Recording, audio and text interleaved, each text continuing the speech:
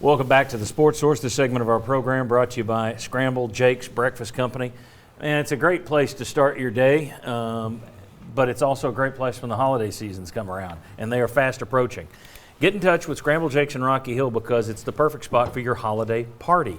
You can rent their whole, well, the facility is like a lodge is what the decor is, big fireplace. It's a great place. But you can rent the whole place and take advantage of their special after-hours menu. It's not just breakfast after hours there. Visit them online or call them this week, Scrambled Jake's Breakfast Company. If you're not just dropping by to start your day with food and friends, give them a call and get your holiday party down there. Scrambled Jake's. All right, let's welcome in the last two members of today's panel. VFL Daniel Hood, VFL Sterling Hinton down there, two guys that are wildly happy about last night's game. Yes, we are. All right, Sterling, let me ask you. We'll start with this. You're the lone offensive player on this panel.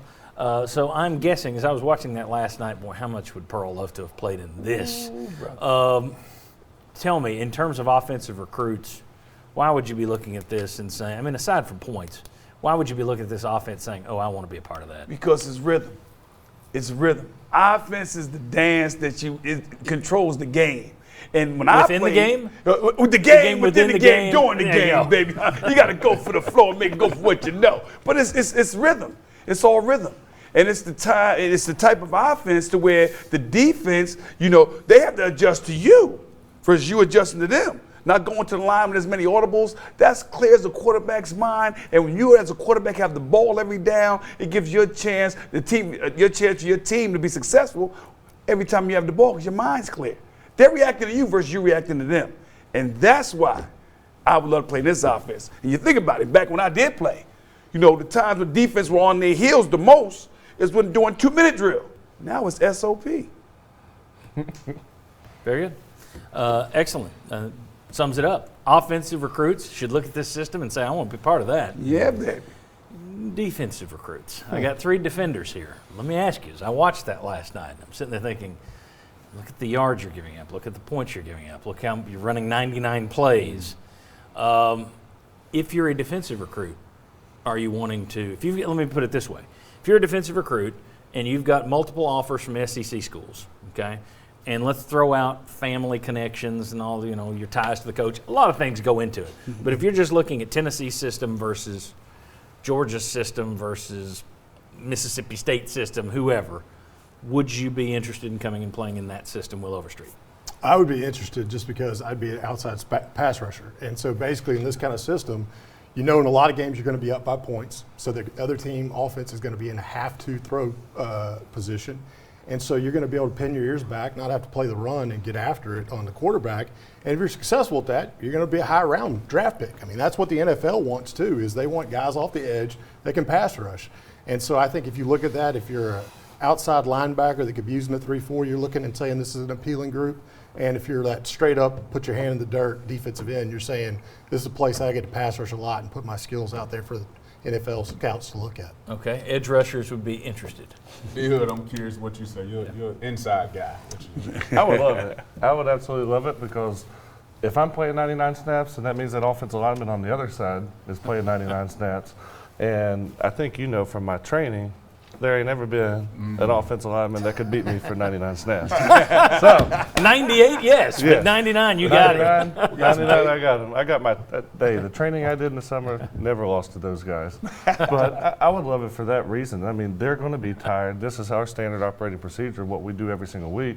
More importantly, it makes the other team do things that are uncharacteristic. They're going for it on fourth down more often. They're turning it over on downs. I mean, Kentucky didn't punt last night.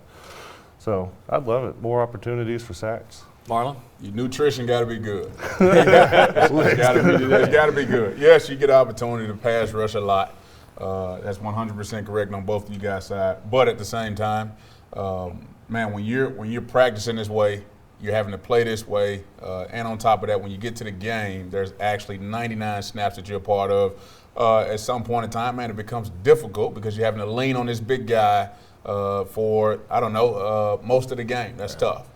So yes, you're going to have a good time pass rushing, but how long is that going to turn into a good time, and how long is that going to turn into, you know what, man, I'm dog tired, and I ain't got much left in me. So 10 seconds to add on top of it. Jimmy did tell me off air that Tennessee did have 3 sacks last night, and they were all in the fourth quarter when the offensive linemen are more tired.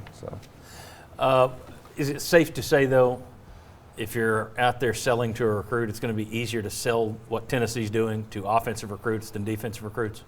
yeah, I think so. most definitely, yeah. Yeah. I think more defensive recruits are going to want to go play for Georgia. I mean, they want to be that kind of defense. I just think I think you're going to have to recruit around the defense a little bit, the system. And I tell you Sterling, this you as well. disagree? Go ahead. I absolutely disagree. I think you just want to go where you're winning, man. I mean, we won last night. Let's not forget that fact. We won last night. And so I love it. And as a defensive recruit, you want to come where you're going to play and win. And we had a lot of big plays made by guys on defense last night. Okay, very good. Let's talk about a defensive guy who chose something different. We have, for those of you who don't know, Walter Nolan, #1 player in the country in some rankings, defensive lineman, playing at Powell this year. Previous years, he played for that man right there out in West Tennessee. Marlon, I haven't asked you about it. I just didn't want to push those buttons. But now that he made a commitment yesterday to Texas A&M, I wanted to get your take on, do you think that's his final verdict, and why do you think Texas A&M, and I know you still communicate with him, why Texas A&M over Tennessee and others? I would say I don't know if it's his final verdict because, these days kids change their minds all the time.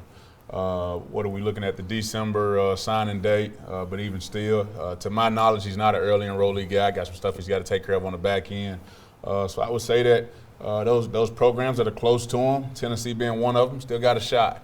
And as far as why he chose it, just me being in communication with the parents, him himself, the DC sold him on a good job of this is how we're going to use you. This is the system you're going to play in. We're going to allow you to kind of pin your ears back and go play at that 3 technique and also line you up at a wide 5 and let you rush off the edge. Wow. And so I think for him it was more schematic. It made sense to him and his family. All right, this is where I can be successful at. But again, kids change their minds all the time. So I would say keep pushing until the end. All right, very good. Thank you, Marlon. Thank you all, you guys. When we come back, we're going to run through some of the biggest plays, most interesting decisions made by coaches, referees' calls. We're going to quickly run through a lot of the big stuff from last night's game. Come on back on the Sports Source.